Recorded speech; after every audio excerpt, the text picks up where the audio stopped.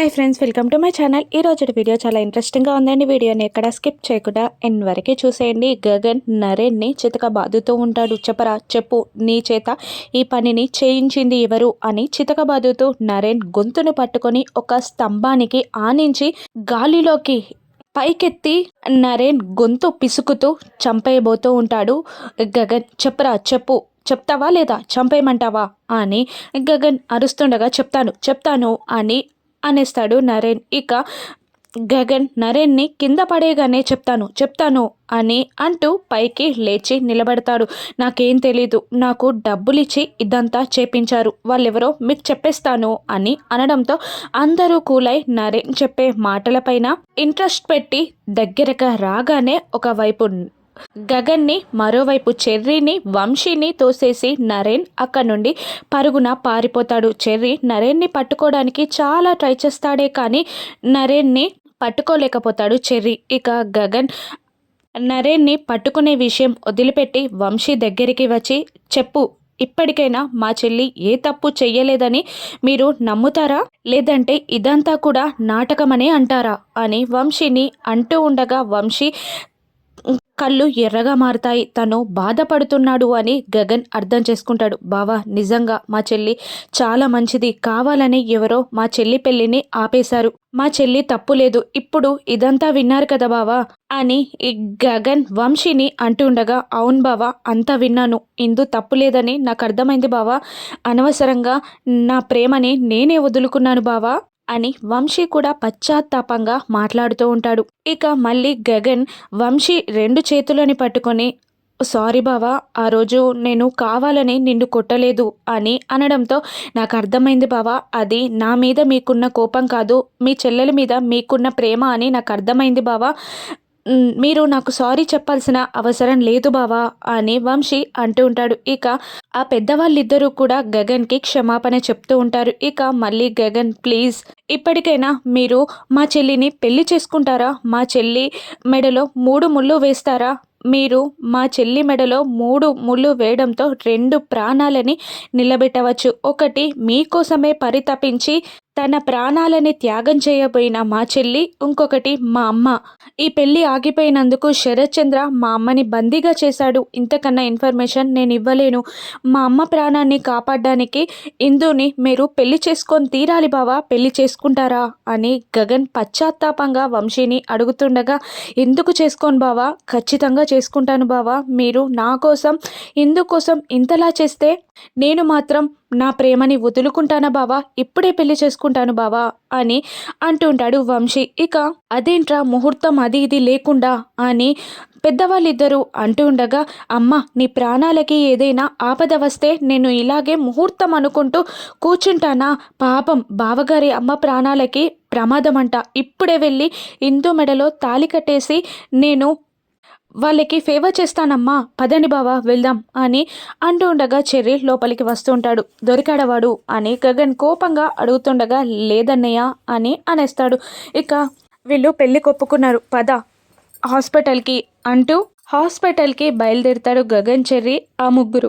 మరోవైపు అపూర్వ గోరెంటాకు పిన్ని టెన్షన్ పడుతూ శరత్ చంద్రకి జ్యూస్ తీసుకొచ్చి, బావా, నిన్నటి నుంచి మీరేం తాగలేదు, ప్లీజ్ ఈ జ్యూస్ అయినా తాగండి అని అంటుండగా, వద్దు, నాకేమీ వద్దు, పెళ్లి జరిగే వరకు నాకేమీ అవసరం లేదు అని అనేస్తాడు శరత్ చంద్ర. మరోవైపు శారద హాల్లో ఎవరు రౌడీలు లేరని గమనించి అక్కడి నుండి పారిపోవడానికి బయటికి రాగానే 4 రౌడీలు శారదాని చుట్టుముట్టేస్తారు. ఏంటి, నీ కొడుకు రాడు అనుకుంటున్నావా, వాడు రాకపోవడమే బెటర్, వాడు వస్తే వాణ్ణి మేము చీల్చి చెండాడతాం, చంపేస్తాం, నీ మీద నాకు మనసుంది, కానీ మా బాస్ చెప్పిన విధంగా నిన్ను నేను టచ్ చేయట్లేదు అని అసభ్యకరంగా మాట్లాడుతూ ఉండగా శారద ఏడుస్తూ రూమ్లోకి వెళ్ళిపోతుంది. ఇక కారులో బయలుదేరిన చెర్రీ శరత్ చంద్రకి కాల్ చేస్తాడు. మామయ్య, గుడ్ న్యూస్ అని అనడంతో ఏంటి అని ఆశ్చర్యపోతూ ఉంటాడు శరత్ చంద్ర.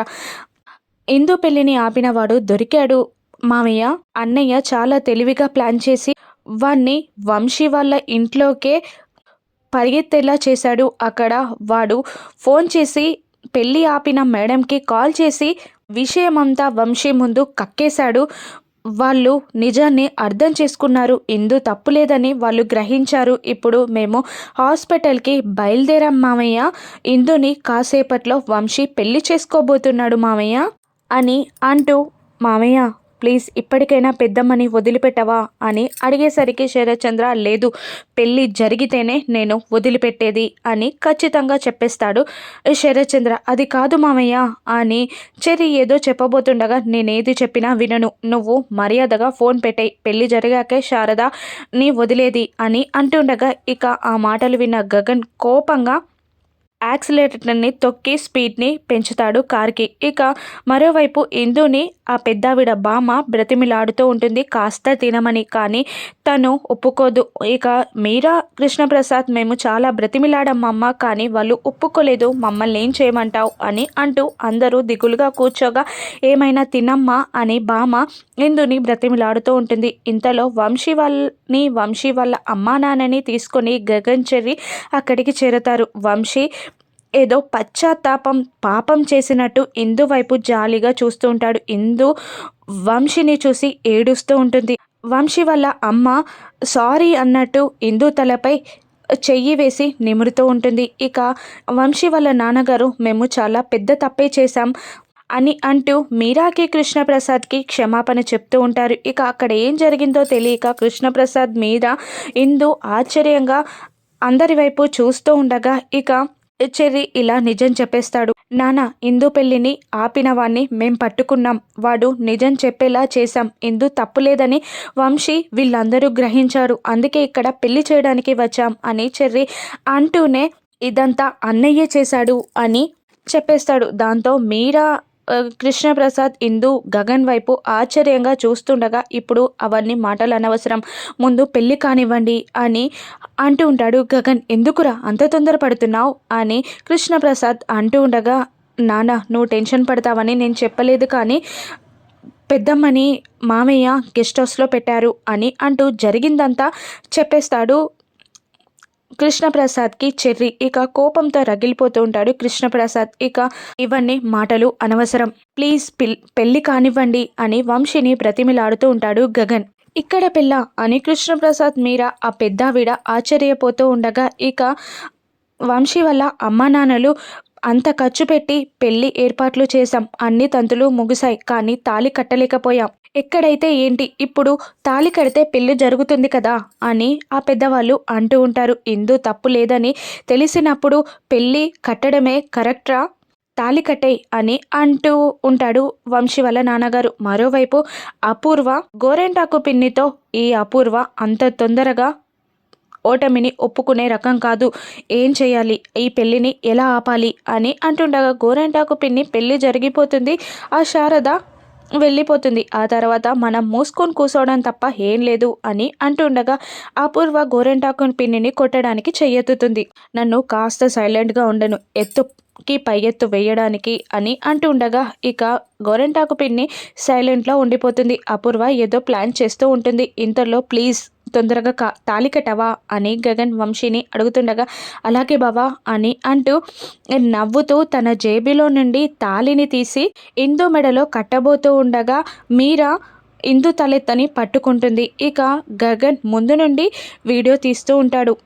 ఇక శరత్చంద్ర ఇప్పటికైనా శారదాని వదిలిపెట్టి గగన్కి క్షమాపణ చెప్తాడా? రాను ఎపిసోడ్స్లో చూద్దాం. Thank you for watching.